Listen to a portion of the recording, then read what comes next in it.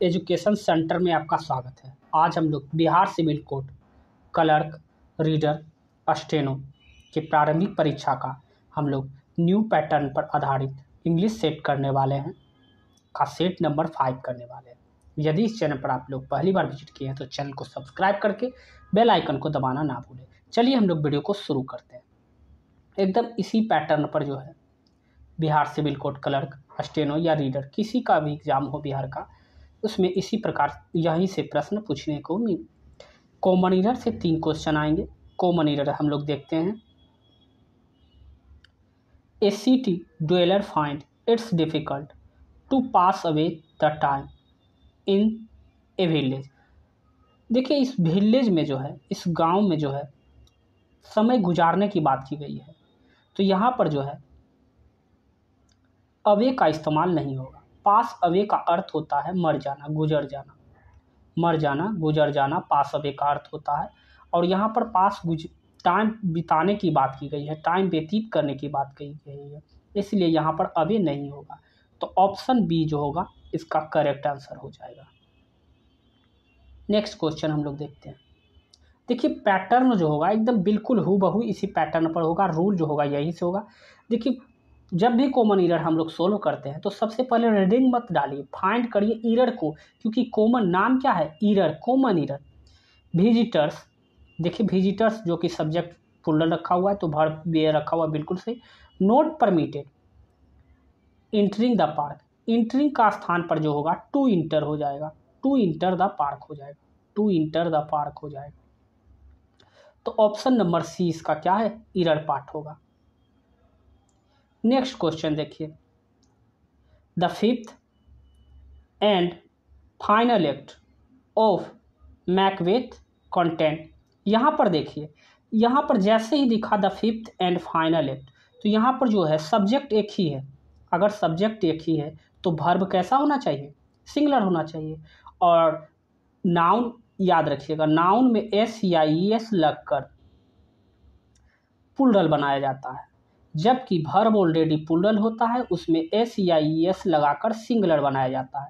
तो यहाँ पर देखिए कंटेंट जो है वर्ब है और कंटेंट ऑलरेडी प्लूरल है, लेकिन सब्जेक्ट कैसा है, सिंगुलर है, क्योंकि the fifth and final act यहाँ पर बोला गया है, एक ही सब्जेक्ट के लिए आया है, the fifth and final act.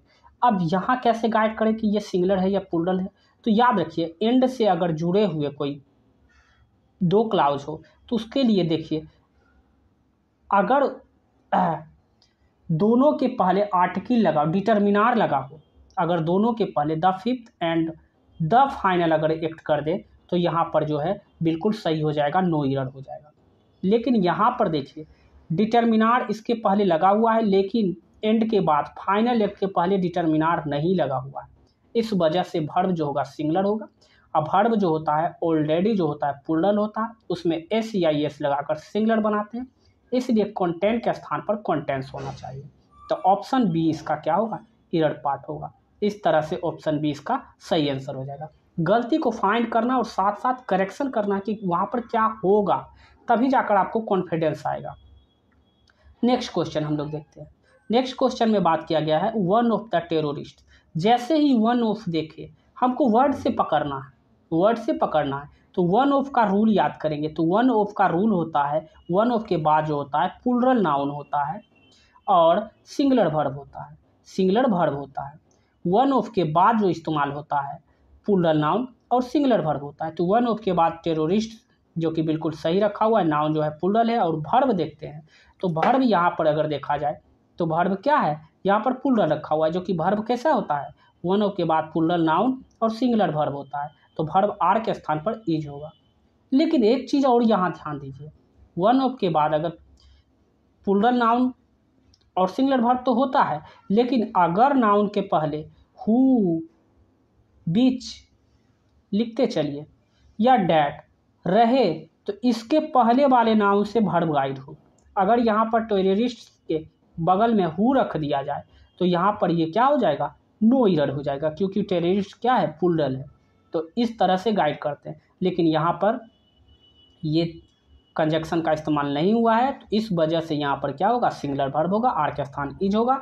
तो ऑप्शन नंबर सी क्या होगा, इसका सही उत्तर हो जाएगा। ऑप्शन नंबर सी इसका राइट आंसर हो जाएगा। आई होप आप लोग अच्छे तरीके से समझ गए होंगे। 10 kilometres is a long distance to walk. यहाँ देखिए, अगर निश्चित मंजिल निश्चित दूरी दिया हो तो वर्ब हमेशा सिंगुलर होगा, याद रखिएगा। इस तरह से इसका क्या होगा, नो एरर हो जाएगा। आंसर क्या होगा, डी हो जाएगा। आई होप आप लोग अच्छे तरीके से समझ गए होंगे। आगे जो क्वेश्चन दिया हुआ है वो फिल इन द ब्लैंक्स। इसमें देखिए हमने पैसेज भी इंक्लूड किया है और कैसे टैकल करना है पैसेज को वो भी हम आज सिखाने वाले हैं। तो fill in the blanks. The thief explain, चोर ने एक्सप्लेन किया। How he from the jail, यहाँ देखिए सेंटेंस पास्ट में है, चोर बता रहा है कि वह जेल से कैसे भागा। तो यहाँ पर सेंटेंस अगर पास्ट में है तो यहाँ क्या हो जाएगा, V2 हो जाएगा, स्केप्ट हो जाएगा। स्केप्ट के बाद प्रीपोजिशन फॉर लेता है और ये बिल्कुल सही है, तो ऑप्शन सी इसका राइट आंसर हो जाएगा। नेक्स्ट क्वेश्चन हम लोग देखते हैं। He held dash the dash to book passionately. तो यहाँ पर देखिए, यहाँ पर होल्ड ऑन का अर्थ होता है किसी बात पर टिके रहना। तो यहाँ पर ऑप्शन ए इसका सही उत्तर हो जाएगा। ऑप्शन ए इसका राइट आंसर होगा। नेक्स्ट क्वेश्चन देखिए। दे डिड नॉट नो, वह नहीं जानता, वेयर दे डैश फ्रॉम। तो यहाँ पर देखिए, यहाँ पर क्या हो जाएगा, हैड कम। वह नहीं जानता, दे हैड कम फ्रॉम, वो कहाँ से आया था। तो ऑप्शन ए इसका सही आंसर हो जाएगा। नेक्स्ट क्वेश्चन जो, there is a only one member who has not paid his dash and his promise to pay before end of this month. देखिए, सिर्फ एक मेंबर ऐसा है जो कि पेड नहीं किया है, ठीक है, पेड नहीं किया है। उसने वादा किया था कि उसके पहले, इस महीने के ख़त्म होने से पहले वो पेड कर देगा। क्या नहीं किया है पेड। अब रिमिटेंस की अगर बात करें, यहाँ पर देखिए वर्ड का है, रिमिटेंस का अर्थ होता है भुगतान और होनोरियम का अर्थ होता है वेतन के अलावे का भुगतान और सब्सक्रिप्शन का अर्थ होता है मेंबरशिप फी। तो यहाँ पर द ओनली वन मेंबर की बात किया गया है, तो मेंबरशिप फी की ही बात की गई है। तो वो मेंबरशिप फी जो है, जैसा कि वादा किया गया था कि इस महीने के अंत से पहले वो पेमेंट कर देगा, वो नहीं किया है। तो यहाँ पर ऑप्शन सी इसका क्या होगा, सही आंसर हो जाएगा। अलाउंसेस का अर्थ होता है भत्ता होता है, तो ऑप्शन सी इसका क्या होगा, राइट आंसर होगा। ये थोड़ा वर्ड से रिलेटेड प्रॉब्लम था। नेक्स्ट क्वेश्चन देखिए। ही वाज एन, इस तरह का जब भी आपको क्लोज टेस्ट ठीक है तो देखिए किस तरह से टेकल करना। He was an dash swimmer, eligible है तो यहाँ पर 4 होना चाहिए, वो है नहीं, तो ऑप्शन ए कट गया। एबल के बाद 2 होना चाहिए, वो है नहीं, तो ये भी कट गया। अब ऑप्शन सी और डी बचा। He was an old swimmer, ये भी बिल्कुल सही है, और एक्सपर्ट स्विमर, निपुण तैराक है, ये भी बिल्कुल सही है। But was a swept away why strong, लेकिन वह स्वेप्ट अवे स्ट्रोंग, क्या स्ट्रोंग रिवर होगा, नहीं, स्ट्रोंग करेंट होगा, लेकिन वह स्ट्रोंग करेंट में नहीं तैर सकता। तो यहाँ पर क्या होगा, करेंट का अर्थ होता है धारा, तो यहाँ पर ऑप्शन डी इसका राइट आंसर होगा। ऑप्शन बी का ये ही कट गया था, स्ट्रीम भी हो सकता था, लेकिन ये पार्ट गलत है, तो ऑप्शन डी इस तरह का इसका सही आंसर हो जाएगा। देखिए किस तरह से कितनी इजीली इसको एलिमिनेट करके बनाया जाता है। अब 1 to 5 जो क्वेश्चन दिया हुआ है, रोंगली स्पेल्ड दिया हुआ है, यहाँ इसमें रोंग कौन सा दिया हुआ है ये खोजना है। अब यहाँ पर देखिए ऑप्शन ए की बात की जाए तो सबमिटेड है, सबमिटेड बिल्कुल सही दिया हुआ है, एडमिटेड भी सही है, और कमिटेड की अगर बात किया जाए तो ये गलत है। कमिटेड में होता है COMMITTED होता है कमिटेड। कमिटेड का अर्थ होता है मिटा देना या हटा देना, तो ऑप्शन सी इसका क्या होगा, सही आंसर हो जाएगा। क्वेश्चन नंबर 2 देखिए, ब्रिलियंट दिया हुआ है। ब्रिलियंट का क्या होता है, BRILLIANT होता है, नोट ई होता है, ई के स्थान पर ए होगा। ब्रिलियंट, ब्रिलियंट का आपको पता ही होगा, बहादुर होता है, तो ऑप्शन ए इसका राइट आंसर हो जाएगा। क्वेश्चन नंबर 3, जब एक एरर मिल जाए तो दूसरा खोजने की क्या जरूरत है। यहाँ पर देखिए रिस्क्यूपरेट, ये बिल्कुल सही है, और देखिए सेपरेट, यहाँ पर देखिए सेपरेट का स्पेलिंग यहाँ पर देखिए SEP बिल्कुल सही है। ए होता है, ई के स्थान पर ए होगा, ARAT सेपरेट मने होता है, ठीक है, सेपरेट अलग होना। तो ऑप्शन डी इसका क्या होगा, राइट आंसर होगा। आपको ये देखिए मिस स्पेल्ड आपको 100% आएगा तो आएगा। अब इसके आगे जो है आइडम फ्रेज दिया हुआ है, यहाँ से भी क्वेश्चन आपको मिलेंगे। When he so the snake, जब उसने सांप को देखा, टुक टू हिज हील्स, वह क्या हुआ, रन अवे ऑफ फियर, डर से भयभीत होकर भाग गया। तो ऑप्शन ए इसका राइट आंसर हो जाएगा। टुक टू हिज हील्स का अर्थ होता है डर से भयभीत होकर भाग जाना। नेक्स्ट क्वेश्चन देखते हैं। He has to avoid by the hard and fast rule of the company. Hard and fast का अर्थ होता है स्ट्रिक्ट, सख्त रूल। ऑप्शन बी इसका सही उत्तर हो जाएगा। Question number, she goes to her mother's house off and on, वह अपनी माँ के साथ उसके घर कभी कभी जाया जाता है, यानी ओकेजनली, फ्रिक्वेंटली नहीं, ओकेजनली। तो ऑप्शन सी हो जाएगा, किसी अवसर पर। तो ऑप्शन सी इसका राइट आंसर हो जाएगा।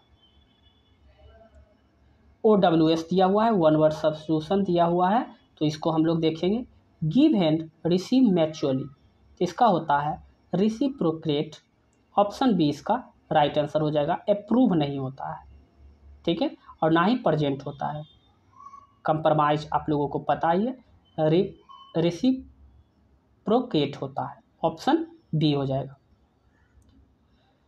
वन हु कैन थिंक, एक वह जो अपने भविष्य के बारे में सोचता है, इमेजिन करता है, एंड विजडम के लिए, तो क्या हो जाएगा, विजनरी इसको कहते हैं। क्या कहते हैं, विजनरी कहते हैं। तो ऑप्शन डी इसका सही उत्तर हो जाएगा। ए डॉक्टर हु ट्रीट्स चिल्ड्रन, एक वह डॉक्टर जो बच्चों का इलाज करता है, उसे क्या कहते हैं, पेडाट्रिशियन कहते हैं, बच्चों का इलाज करने वाला। पेडास्ट्रियन का अर्थ होता है पैदल चलने वाला। तो ऑप्शन ए इसका सही आंसर होगा। स्पेलिंग को ध्यान से देख लीजिए, दोनों में बहुत फर्क है। One who study election trends miss of opinion poll, एक वह जो इलेक्शन के ओपिनियन पोल को स्टडी करता है, उसे क्या कहा जाता है, पेसोफोलिजिस्ट कहा जाता है। ऑप्शन बी इसका राइट आंसर हो जाएगा। ये था OWS था, ये तो आप जितना याद कर सकते हैं वो आपके लिए बेनिफिट होगा। अब सेंटेंस इंप्रूवमेंट भी हमने इसमें इंक्लूड किया है, हर सेक्शन से इंक्लूड किया है जो एग्जाम में डायरेक्टली पूछे जाएंगे। देखिए रूल यही होगा, रूल कोई अलग नहीं होगा। अब यहाँ पर देखिए, he told me that he was a married 4 years। यहाँ पर देखिए, यहाँ पर अगर बात किया जाए, ही टोल्ड मी डैट, उसने कहा, यहाँ देखिए टोल्ड मी डैट दिया है, यानी कि कहीं ना कहीं ये सेंटेंस जो है, ठीक है, कहीं ना कहीं सेंटेंस जो है ये पास्ट में है बिल्कुल। Was married, he was married, उसकी शादी हुई थी 4 years, 4 years एगो ना, 4 साल पहले की बात कर रहा है ना, उसकी शादी जो हो गई थी, वह उसकी शादी हुई थी, वाज यहाँ पर लगा हुआ 4 years एगो। और यहाँ पर देखिए अबाउट 4 years, ये गलत है, ये भी गलत है। यहाँ पर क्या होगा, ऑप्शन बी इसका राइट आंसर हो जाएगा। कितनी आसानी से आप इसे सॉल्व कर सकते हैं। नेक्स्ट क्वेश्चन देखिए, Chennai is by the way a ठीक है, एक कॉस्मोपोलिटन सिटी। यहाँ पर देखिए बाय एंड लार्ज का अर्थ जो होता है सामान्यतः होता है। और बाय का अर्थ अगर बात की जाए, बाय का अर्थ बात किया जाए, ऑप्शन ए की अगर बात की जाए, किसका अर्थ होता है, बाय द वे होता है, ठीक है, बाय द वे होता है। तो यहाँ पर क्या होगा, बाय एंड लार्ज हो जाएगा, बाय एंड लार्ज हो जाएगा। बाय एंड लार्ज का अर्थ होता है सामान्यतः। Chennai is bye and large सामान्यतः, ठीक है, कॉस्मोपोलिटन सिटी के क्या है, सामान्यतः होता है, ठीक है। तो ऑप्शन बी इसका क्या होगा, राइट आंसर हो जाएगा। नेक्स्ट क्वेश्चन देखिए, for me money is only the means to an end. Means का अर्थ होता है साधन, मीन्स का अर्थ होता है साधन होता है, साधन। तो यहाँ पर देखिए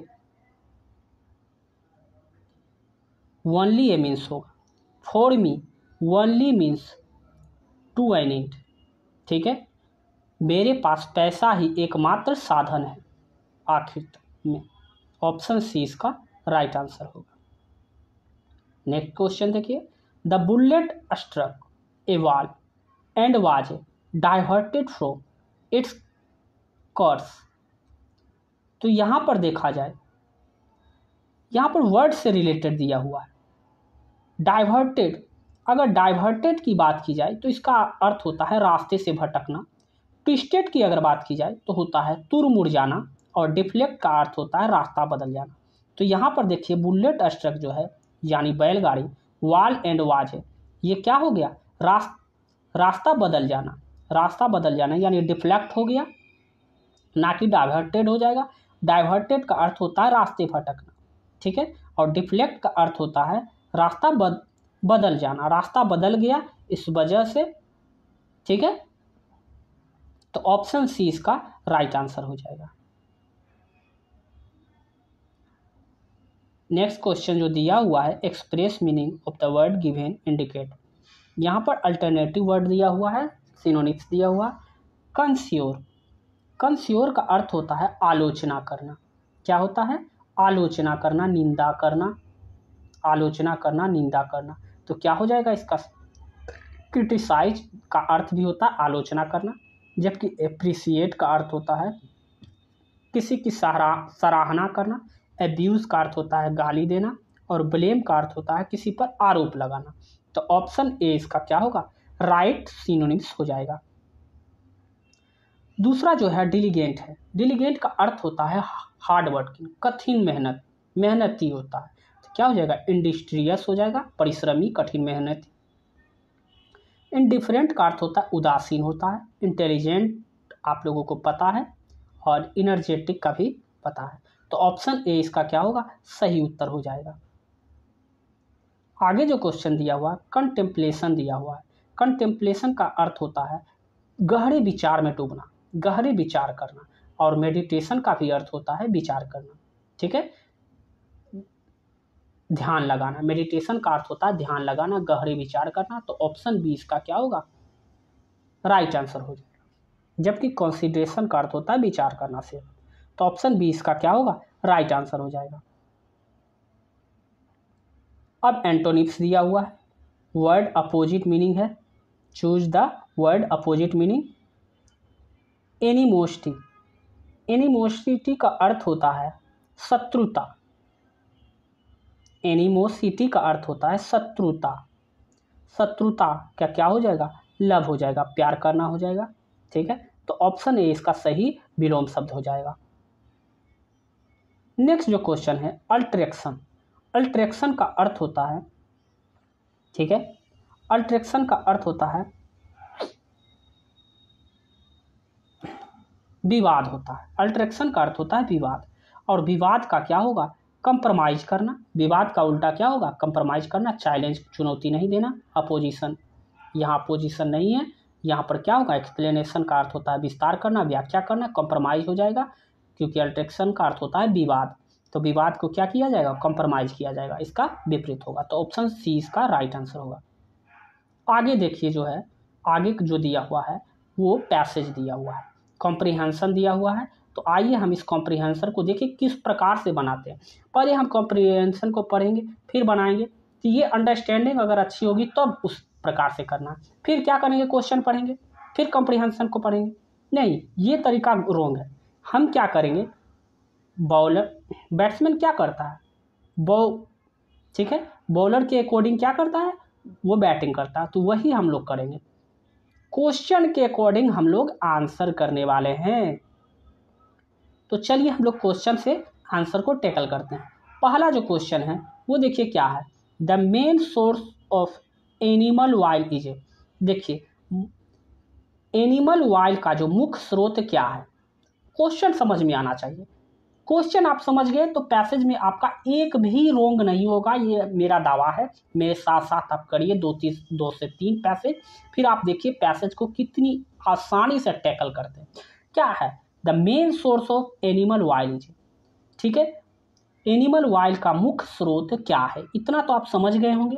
तो देखिए एनिमल ऑयल का मुख्य स्रोत क्या है, तो यहाँ पर देखिए पैसेज जब शुरू हुआ है तो पैसेज के शुरू में दिया हुआ है there are a 3 main group of oil, ठीक है, मुख्य रूप से 3 ऑयल का ग्रुप है। कौन कौन है? एनिमल है, वेजिटेबल है and minerals.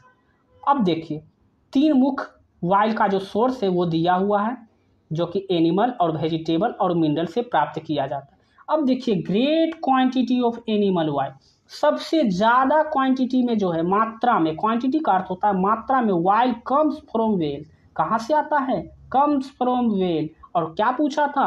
Main source of oil, ठीक है, कि कौन सा एनिमल है जिससे मुख्य स्रोत हुए ऑयल का। और यहाँ पर दिया है ग्रेट क्वांटिटी, मतलब कि बहुत ज़्यादा क्वांटिटी में ऑयल किससे आता है? वेल से आता है। तो यहाँ पर देखिए इस प्रकार से आंसर क्या हो जाएगा? फर्स्ट का आंसर हो जाएगा वेल्स हो जाएगा। Main source of animal oils क्या होगा? वेल हो जाएगा। आता तो 3 है, वेजिटेबल, एनिमल, ठीक है, और मिनरल से, लेकिन मेन सोर्स सबसे ज़्यादा क्वांटिटी में किससे आता है? वेल से आता है। तो मेन सोर्स क्या होगा? वेल होगा। तो ऑप्शन बी इसका राइट आंसर। अब देखिए vegetable oil mainly used food, vegetable oil जो है, ठीक है, वो मुख्य रूप से कहाँ इस्तेमाल होता है? देखिए क्वेश्चन समझिएगा, आपको गलती नहीं होगी। देखिए यहाँ तक तो समझ में आ गया आपको। अब देखिए पूछा गया है कि वेजिटेबल ऑयल है जो मेनली यूज्ड फॉर, मुख्य रूप से इस्तेमाल कहाँ होता है?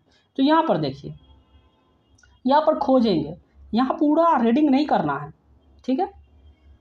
तो यहाँ पर देखिए मुख्य रूप से कहाँ यूज होता है, तो वेजिटेबल ऑयल, देखिए यहाँ पर वेजिटेबल ऑयल मिल गया।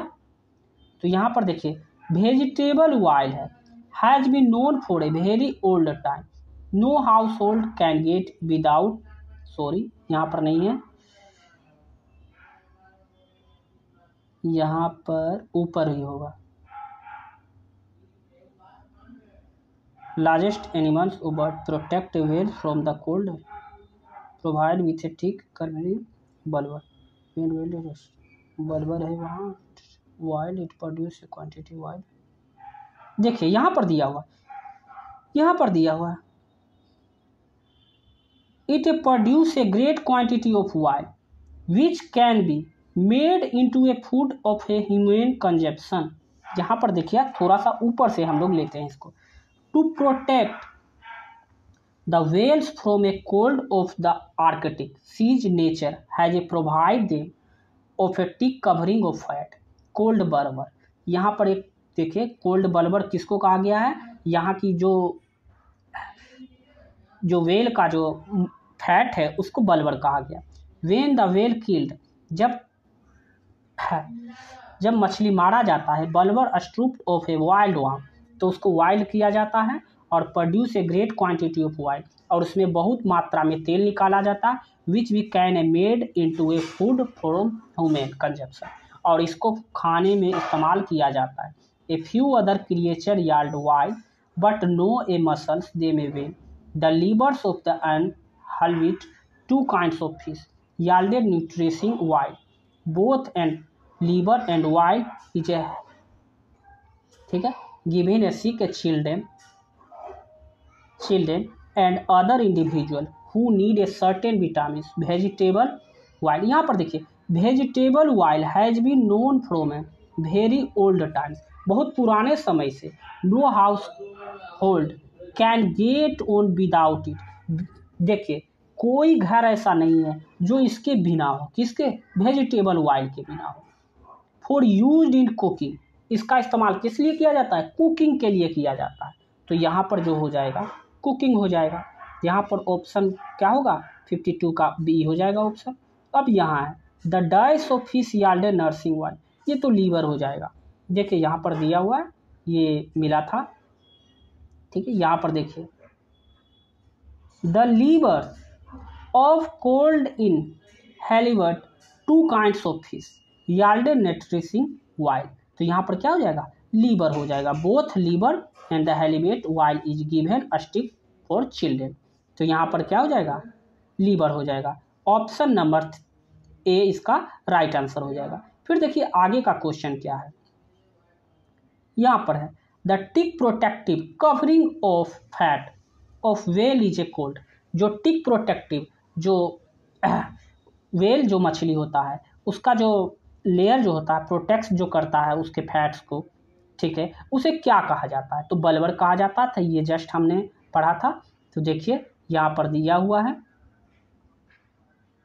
यहाँ पर देखिए दिया हुआ है, यहाँ पर देखिए nature has provide them with a tick covering of fat, ठीक है। Whales from a cold of Arctic sea जो होता है, nature has a provide, nature ने प्राकृतिक ने उसे प्रदान किया है tick a covering of fat, ठीक है, मोटा सा कवर जो कि, ठीक है, फैट को कवर किए हुए है, उसे कोल्ड ए बल्बर कहा जाता है। तो कोल्ड ए बल्बर, इसका राइट आंसर क्या होगा? बल्बर होगा। ऑप्शन नंबर सी हो जाएगा इसका राइट आंसर।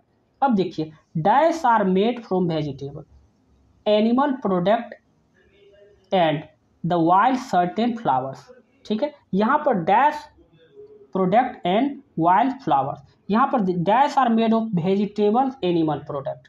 यहाँ पर लास्ट लाइन देखिए, लास्ट पैराग्राफ देखिए, यहाँ पर क्या दिया हुआ, यहाँ पर थोड़ा सा देखिए, perfume may be made up from a wild certain flower.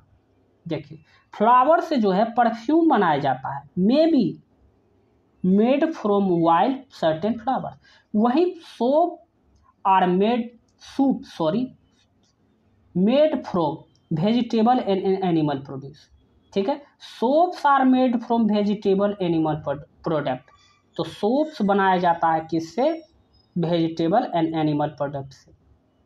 यहाँ पर देखिए, यहाँ पर दिया है soaps are made from vegetable and animal product and wild certain flowers, ठीक है।